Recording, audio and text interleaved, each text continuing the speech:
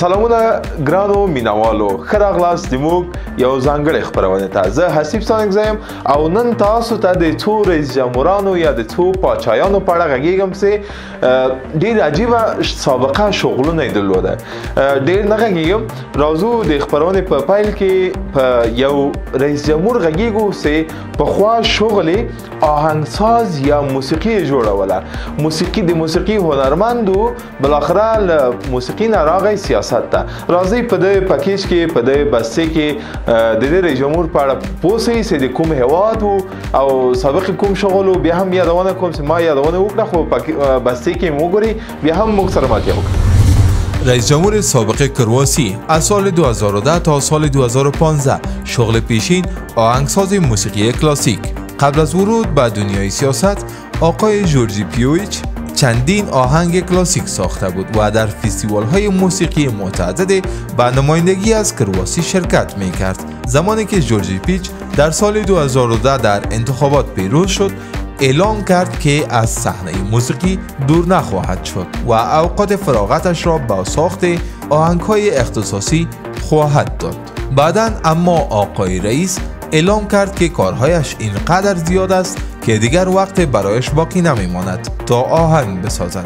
هرچند که همان موقع او یک پیانو را به دفتر ریاست جمهوری برد تا خیلی هم از موسیقی دور نماند، آقای رئیس جمهور در جریان رقابت‌های انتخاباتی در سال 2009 وقتی همراه با طرفدارانش در زاگرب در حال راهپیمایی بودند، برای آنها کیبورد هم می‌نواخت تا شور بیشتر به جمعیت بدهد. ښه راغلاست. تاسو وکتل چې د کرواسی رئیس جمهور و چې پخوا شغل موسیقي ساز و، یعنی سندرې جوړولې، هغه هم کوم کلاسیک او آرامه سندرې کمپوزولې او جوړولې. اوس راځو د خپرونې په دې برخه کې د یو بل رئیس جمهور په اړه تاسو سره غږیږو چې د 2009 کال نه تر 2014 کال پورې د رئیس جمهور او سابقه شغل ډي جي و یا ډي جي کارو. تاسو به د ډي جي په اړه پوهیږئ.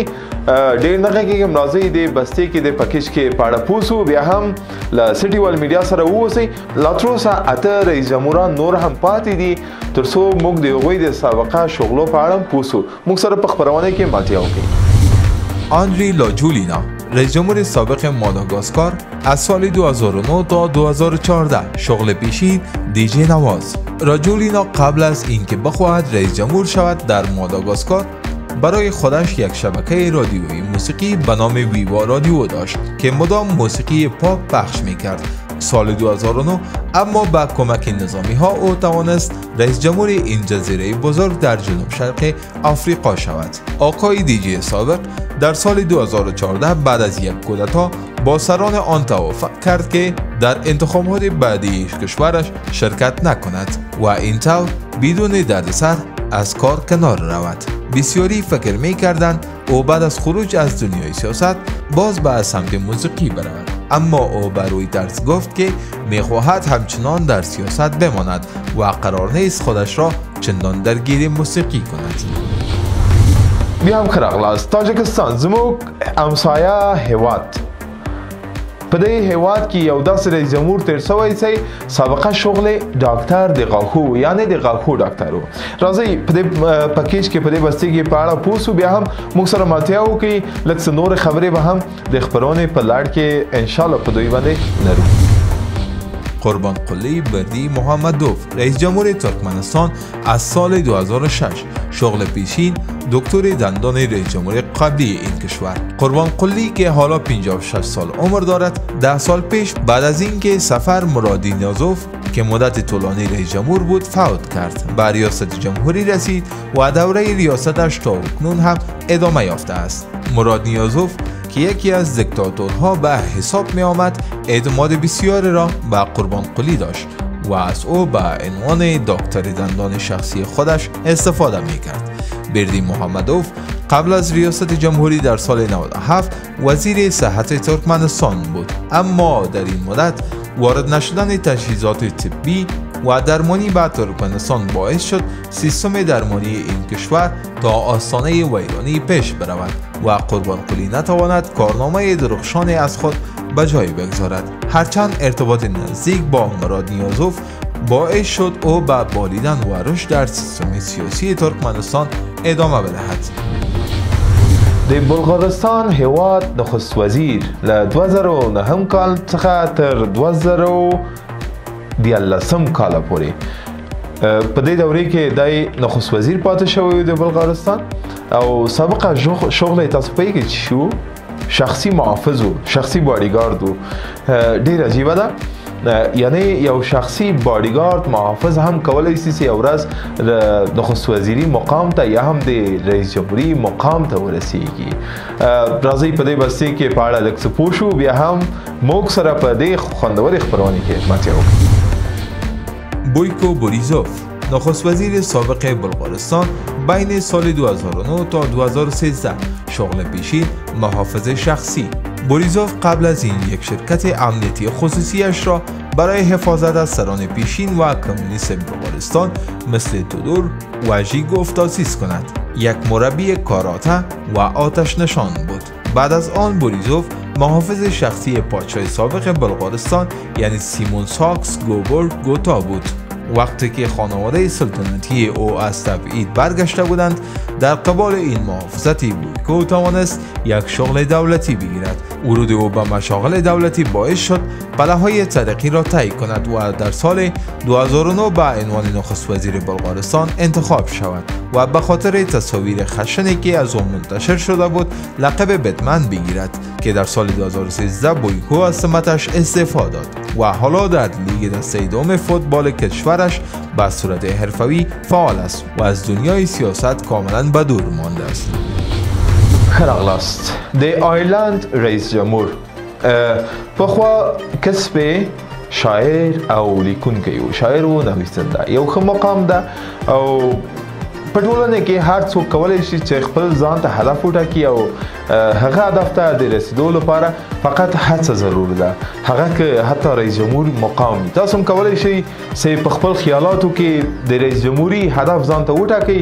له خیره په راتلونکي کې به انشاءالله هغه هدف ته ورسیږي. یو شی چې ما د ماشومانو د روزنې په هکله ځان سره یاداشت کړي دي او ویلي مې دي زیات کتابو کې لیکل سوي دي دا مسایل چې خپلو ماشومانو ته لوړ هدفونه په ژوند کې تعیین کوي او که چیرې تاسو هم په خپلو هدفو پسې منډې کوئ، کوچني هدفونه ځان لپاره مه ټاکئ، لوی هدفونه ځان ته وټاکئ. نو که چیرې تاسو لوی هدفونه وټاکئ او هغه هدفو ته د رسیدو لپاره هڅه وکړئ، هغه هدف ته به انشاءالله رسیږي. لکه دا یو شاعر و یو لیکونکی و چې له سیاست ډګر څخه ډېر لرې پاتې او بالاخره راغلی د سیاست په ډګر کې د سیاست رهبر اوسېدلی دی. راځئ دا پکیج وګورئ، بیا هم موږ سره مطالعه وکړو. مایکل دیک هینگز، رئیس جمهور آیرلند از سال 2011 شغل پیشین شاعر و نویسنده. هیگنز قبل از این که رئیس جمهور شود وزیر هنر کشورش بود و قبل از این همه شاعری بود که 4 دفتر شعرش منتشر شده بود. او کسی بود که آیرلند را جمهوری خلاقیت خوانده بود و در کشورش همه او را به نام مایکل دی میشناختند. البته در آیرلند مقام سیاسی هینگز باعث نشد منتقدان ادبی او از انتقادات درباره آثار و خودش دست بردارند و گاه انتقادات سخت هم را در قبالش داشت و در یک مورد منتقد گفته بود میتوان او را به خاطر جنایت علیه ادبیات محاکمه کرد.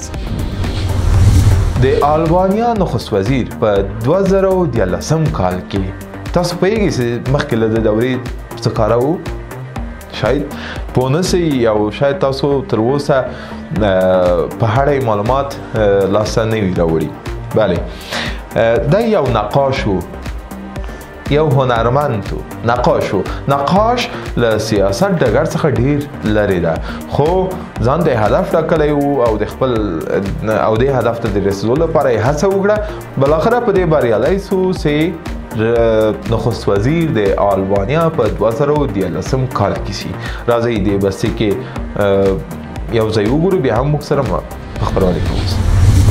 ایدی راما، نخست وزیر کنونی آلبانیا از سال 2013 شغل پیشین نقاش. ایدی راما در مدرسه هنرهای زیبای پاریس درس خوانده و وقت سال 98 به آلبانی برگشت وزارت فرهنگ را بر عهده گرفت. راما که حالا 49 سالش است بعدا شهردار تیرانا پایتخت آلبانیا شد و در تیرانا توانست ذوق و سلیقه به خرج بدهد و دستور داد ساختمان‌های خاکستری رنگ و رو رفته به جای مانده از دوره کمونیسم را با رنگ‌های شاد و خوشحال مثل صورت زرد، سبز و بنفش رنگ‌آمیزی کند. راما که قبلا به استقبال هم بازی میکرد در سال 2004 به خبرنگار BBC گفته بود مطمئن نیستم که یک سیاستمدار باشم.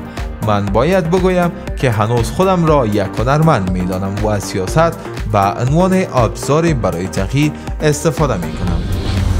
د استرالیا نخست وزیر له 2013 کال څخه تر 2015 کال پورې دای څه کار و د یو کشش په یو کلیسا کې راځي په اړه لږ معلومات باندې پوه شو چې دین او سیاست بعض وختونه جدا کیږي، بعض وختونه په ځینو هیوادونو کې دین او سیاست سره ګډیږي، یعنی دین یو وسیله ګرځي سیاست ته د رسیدو لپاره. راځي د پکیش کې د بستی کې وګورو ډېر یو عجیب تصور کې د استثمار یو کشش راسي او بالاخره د یو هیواد نخست وزیر سي. راځي په د بستی کې وګورئ بیا هم موږ سره ملګری.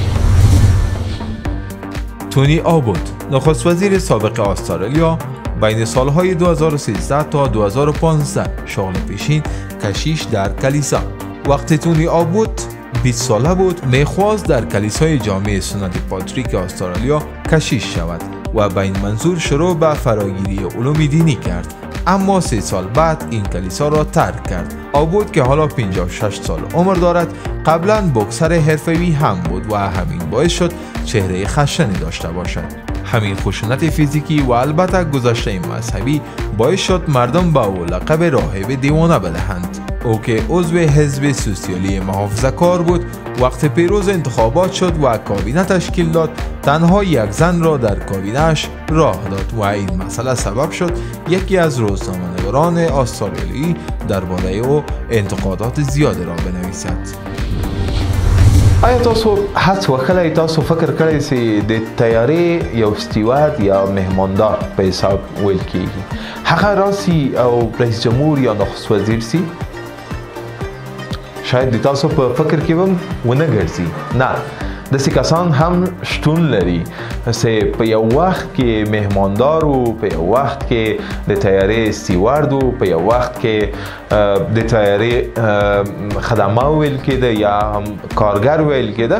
بالاخره ځان ته هدف وټاکه او د آیسلند هیواد نخست وزیر سو له 2009 کال څخه تر 2014 کال پورې تقریبا یو دوره مکمل د نخست وزیر پاتې سو په هیواد کې. راځي په دې وسیله کې په اړه لږ څه پوه شو، بیا هم موږ سره په دې جالب خبرونه کې اوسئ. یادونه کوم چې سبا به هم موږ تاسو ته د پزړه پورې معلومات په خبرونه کې وړاندې کوو. موږ یو بل رئیس جمهور هم په دې برخه کې پاتې ده، موږ سره ملتیا وکړئ. جوهانا سیگورداتوتیر نخست وزیر سابق آیسلند بین سالهای 2009 تا 2014 شغل پیشین مهماندار هواپیما. خانم سیگورداتوتیر وقتی نخست وزیر شد خیلی رکوردها را بسته کرد و در کشور خودش طولانی ترین دوران نخست وزیری را داشت. اولین شغل سیاسی خانم جوهانا در شرکت هوایی ملی آیسلند یعنی آیسلند ایر بود که قبلا 30 سال در آن با عنوان مهماندار کار کرده بود. سپس تبدیل شد به یکی از رهبران اتحادیه کارمندان خطوط هوایی و رفته رفته خود را در میان سیاستمداران بالا کشید و در آخر توانست نخست وزیر این کشور که تقریبا 300,000 نفر جمعیت دارد شود.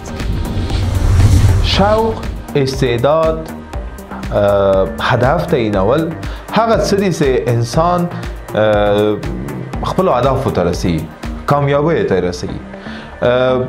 زیاتره کسانو کوم کسان چې ما تاسو ته یادونه وکړه د دغه رئیس جمهورانو په باره کې تاسو پوه شوئ یا نخست وزیرانو په باره کې تاسو پوه شوئ، ځان ته هدف ټاکلی و، د هدف لپاره یې حرکت کړی و او ځان سره دا هیله درلوده، خپل کورنۍ ته به هوډ کړی و، خپل ځان سره وجدان سره به هوډ کړی و چې زه به یو ورځ د هدف ته رسیږم. بالاخره د زیاتو هڅو څخه وروسته هغه مقام ته ورسېدل.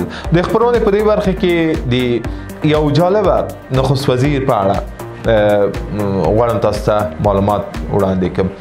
هغه نخست وزیر د ایتالیا هیواد و سبق دی یو هنرمند یا هم سندرغاړی و.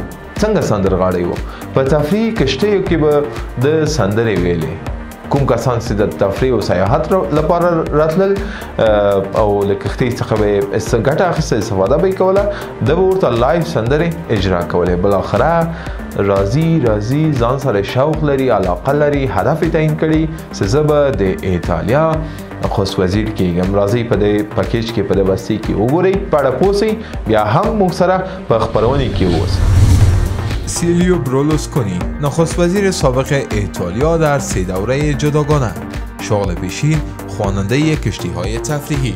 حالا همه برلوسکونی را به عنوان یک سیاستمدار و البته تاجر ثروتمند میشناسد که همه پول و باشگاه‌ها و رسانه‌ها را در اختیار دارد. اما گذشته آقای پرحاشیه دنیای سیاست نشان می‌دهد که اوضاع سیلیو از اول این قدرت خوب نبوده است و در دهه 50 و 60 او در جزیره آلبانی ایتالیا در رستوران نوازنده و خواننده بود و در کشتی‌های تفریحی که در دریای مدیترانه میچرخیدند با آواز خواندن مردم را شاد می‌کردند. برلوسکونی که سال 2011 از 3مین دوره ریاستش کناره‌گیری کرد، دیگر شانسی برای روی صحنه رفتن ندارد، هرچند که اخیراً گفته تعدادی از آهنگ‌های خود را که با ماریانو آپیچلا خوانده ضبط کرده و شاید روزی منتشرش کنند. او در سال 2003 در محل اقامت تابستانیش در ساردینیا در یک مهمانی خصوصی به همراه آپیچلا روی صحنه رفته بود که تصاویری از آن در رسانه‌ها هم پخش شده بود. بیا هم کراغلاست مینوالو، یادونه کوم تاسو په خپل ژوند کې لوړ هدفونه تعیین کړئ، د هدفو لپاره ډېرې هڅې وکړئ او وروسته له هڅو څخه انشاءالله تاسو په دې بریالي کېږئ چې خپلو هیلو ته، خپلو آرزوګانو ته ورسیږئ. لکه دغه 10 رئیس جمهورانو غوندې دوی ځان ته هدف ټاکلی و، دوی ځان سره هیله او شوق درلوده او د شوق او هیلو د خپل هدف لپاره یې ډېرې هڅې وکړې، ستونزې وزغملې، بالاخره راغلل، څوک رئیس جمهور سو، څوک نخست وزیر سو او د سیاست ډګر ته ننوتل. دا اوس موږ د نن ورځې خپرونه تاسو نه هیله کوم چې د سیټي وال میډیا چینل سبسکرایب کړئ. دا خپرونه معلوماتي خپرونه له دوستان سره شریک کړئ. یادونه کوم چې سبا به هم په همدې ټایم موږ له هندسي یو ښکلې خپرونه سره ستاسو په درانه چوپړ کې یم. تر بیا تاسو په لوی او بخښونکي خدای سپارم. الله مو مل شه.